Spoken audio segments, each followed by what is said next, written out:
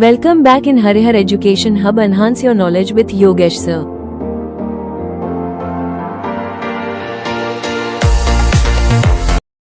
Hello everyone, this is Yogesh Kumar Sharma and welcome back in Harihar Education Hub. आज हम machine design के second part को लेके आए हैं। फर्स्ट यूनिट के इंट्रोडक्शन का फर्स्ट चैप्टर है, उसका सेकंड पार्ट है। फर्स्ट पार्ट में हमने डिस्कस किया था डिजाइन के बारे में, मशीन डिजाइन के बारे में एंड उसके टाइप्स के बारे में। होप सो आपने उस वीडियो को देख लिया हो। हम नेक्स्ट वीडियो पे चलते हैं। हमारे जो दो टॉपिक्स थे वो दो टॉपिक्स कंप्लीट हो चुके हैं डिजाइन डेफिनेशन के बारे में।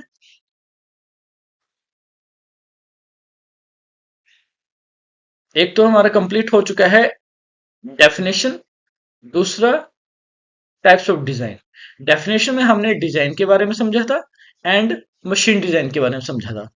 टाइप्स ऑफ डिजाइन में हमने इसके टाइप्स के बारे में समझा है, जो कि 5 तरह के टाइप्स थे। अगर आपने इस वीडियो को देख लिया है then thank you very much. अगर नहीं देखा है तो आप एक बार वीडियो देखें। आज हमारा टॉपिक है necessity of design and comparison between designed and undesigned work. Necessity होती है जरूरत, क्या जरूरत है डिजाइन की, उसके बारे में समझेंगे एंड कंपेयर करेंगे डिजाइन और अनडिजाइन वर्क। नेक्स्ट हमारे पास जो ये दो टॉपिक्स हैं, इन दो टॉपिक्स को हम नेक्स्ट वीडियो में देखेंगे, ठीक है। सो नेसेसिटी ऑफ डिजाइन में अगर हम देखें तो सबसे पहले हमारे पास आता है कि डिजाइन की आवश्यकताएं क्या है, मतलब उसकी जरूरतें क्या है।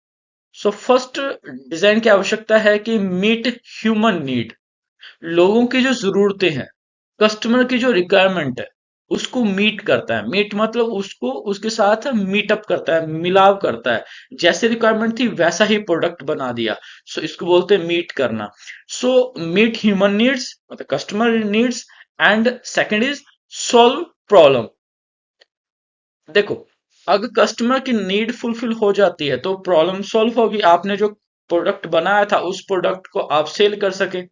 अगर आपने प्रोडक्ट बना दिया और वो सेल ही ना हो तो वो कहां पे फेलियर है? डिजाइन में, क्योंकि डिजाइन ही अच्छा नहीं बना था इसलिए कोई खरीदेगा क्यों। सेकंड पॉइंट है ensure safety, strength and reliability. Ensure करना, सुनिश्चित करना कि वो सेफ है। देखो, डिजाइन सुनिश्चित करेगा कि ये जो प्रोडक्ट बन रहा है ये सेफ है, उसमें स्ट्रेंथ है, वो रेलिबल है। रेलिबल मतलब सुनिश्चित कर रहा है कि वो विश्वसनीयता है, उसमें विश्वास कर सकते हो आप उसे परचेज कर सकते हैं, आप उसे अपने घर ले जा सकते हो, उस प्रोडक्ट को यूज कर सकते हो, तो वो रेलिबल है। थर्ड पॉइंट है improve efficiency and performance. Efficiency मतलब कार्य करने की क्षमता क्या कितनी ज्यादा है उसकी, ये भी डिजाइन इंप्रूव करेगा। डिजाइन के द्वारा वो इंप्रूव होगा। और उसकी परफॉर्मेंस कितनी है, उसकी दक्षता कितनी है, वो कितना परफेक्ट तरीके से काम हो सकता है उससे, वो उसकी परफॉर्मेंस डिफाइन करेगी। फोर्थ पॉइंट है हमारे पास रिड्यूस कॉस्ट। बहुत इंपॉर्टेंट है रिड्यूस कॉस्ट, इसको कई तरीकों से समझा जा सकता है। देखो, कॉस्टिंग रिड्यूस कैसे की जा सकती है? आप एक ही काम को अगर एक ही तरीके से मल्टीपल टाइम करोगे, दूसरा आप एक काम को कर रहे हो और उसको आपने पहले गलत किया, फिर आप उसी को सुधारने में लगे हो। आपने पहले गलत कंपोनेंट पार्ट गलत बना दिया, उस पार्ट को आप ठीक करने में लगे हो, तो टाइम के साथ साथ मनी की कॉस्टिंग भी बढ़ रही है, मशीन की कॉस्टिंग बढ़ रही है, मैन पावर की कॉस्टिंग बढ़ रही है। तो रिड्यूस द कॉस्ट डिजाइन क्या करेगा? इन सब चीजों को रिड्यूस कर देगा। क्यों? उसने डिजाइन बनाया, उससे पता है कि कितना मटेरियल यूज होगा, कौन यूज करेगा, कौन सी मशीन से काम होगा, हर चीज डिफाइंड है। दूसरा सेव मटेरियल, हम इसी के द्वारा मटेरियल को भी सेव कर सकते हैं। हमें पता होगा डिजाइन के थ्रू कि कितना मटेरियल उसमें यूज होना है और हमें कितना मटेरियल चाहिए एक्चुअली। लास्ट पॉइंट है make product easy and comfortable to use. जब प्रोडक्ट बन गया, उस प्रोडक्ट को हम इजीली उस प्रोडक्ट को बना सकते हैं एंड उसे कंफर्टेबली यूज भी कर सकते हैं। वो कंफर्ट होगा यूज करना, क्योंकि हमने डिजाइन किया होगा तो ये देखा होगा कि किस चीज के लिए हम उस पार्ट को बना रहे हैं, ठीक है। So these all are the necessity of the design. Next हम समझते हैं कंपैरिजन। हम कंपेयर करेंगे चीजों को कि डिजाइंड और अनडिजाइंड वर्क की एक डिजाइन वर्क है उसमें क्या क्या कंपैरिजन क्या क्या चीजें आती हैं एंड अनडिजाइंड वर्क में क्या चीज आती हैं जिनसे हम आपस में कंपेयर करें कौन सा बेस्ट है। सबसे पहले एस्पेक्ट आता है हमारा प्लानिंग। प्लानिंग मतलब योजना बनाना किसी चीज की। अब अगर डिजाइन वर्क है उसमें प्लानिंग की गई होगी, कार्य को पूरा करने से पहले, उसको डन करने या स्टार्ट भी करने से पहले प्लानिंग की होगी, उसकी कैलकुलेशन की होगी कि जो कार्य किया जाएगा, जो काम किया जाएगा वो कौन सी मशीन से किया जाएगा, उस मशीन में कौन वर्क काम करेगा, वो जो काम करने वाला है वो कौन कौन से टूल यूज करेगा, मटेरियल कहाँ से आएगा, मटेरियल कौन सा आएगा, कितना आएगा, ये सारी चीजें प्लान की गई हैं। और अनडिजाइंड वर्क में जो है वो कोई भी प्लानिंग नहीं की गई होती, उसमें डन विदाउट प्रॉपर प्लानिंग, उसमें कोई प्लानिंग नहीं की गई है। उसमें आपने बस, आपको कोई काम दिया, आपने कहीं किसी भी मशीन में लगा दिया, वो उससे नुकसान भी हो सकता है, मशीन बबलिंग भी कर सकती है, मशीन कहीं एक्सीडेंट भी हो सकता है उस मशीन का। बहुत से वेरिएशन हो सकते हैं अनडिजाइंड वर्क में, प्लानिंग में। अगर हम सेफ्टी की बात करें, अगर डिजाइन वर्क है उसमें सेफ्टी भी होगी और रिलायबल भी होगा, मतलब सुरक्षित भी होगा और उससे विश्वसनीयता भी बनी रहेगी, विश्वास बना रहेगा जो प्रोडक्ट बन रहा है, that product is very very very smooth है and may be unsafe and unreliable. देखो, अनडिजाइंड वर्क में जो प्रोडक्ट बन रहा है वो अनसेफ भी हो सकता है एंड वो अविश्वसनीय भी हो सकता है, उसे उस पे विश्वास भी नहीं किया जा सकता कि ये प्रोडक्ट सही बना भी है या नहीं बना है।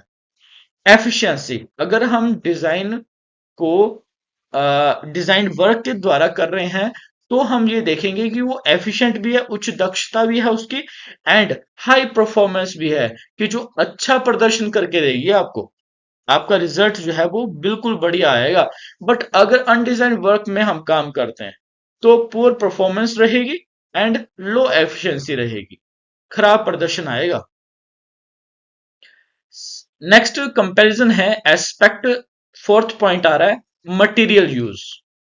आप किस तरह का मटेरियल यूज कर रहे हो, कितने ग्राम का कर रहे हो, कितने केजी का कर रहे हो, ये सब डिसाइडेड करना पड़ेगा पहले काम करने से पहले। ये नहीं है कि आप पहले ही उसको लगा दो बाद में डिसाइड करो, उससे तो बहुत ज्यादा वेस्टेज हो जाएगी। डिजाइन वर्क में material is use economically. Economically का मतलब कि जो आप काम कर रहे हो उसके साथ उसका मेल बैठ रहा है, इकोनॉमिकल है वो। ऐसा नहीं है कि कुछ भी काम किया जा रहा है, नहीं। Material is used economically, but undesigned work में क्या होता है, मटेरियल मे बी वेस्टेड, क्योंकि आप बिना मतलब के ज्यादा मटेरियल लगा दे रहे हो, काम चाहिए था थोड़ी मटेरियल का बट आपने ज्यादा मटेरियल लगा दिया, उससे क्या होगा, वेस्टेज होगी। अच्छा, फिफ्थ पॉइंट है हमारे पास ह्यूमन नीड्स।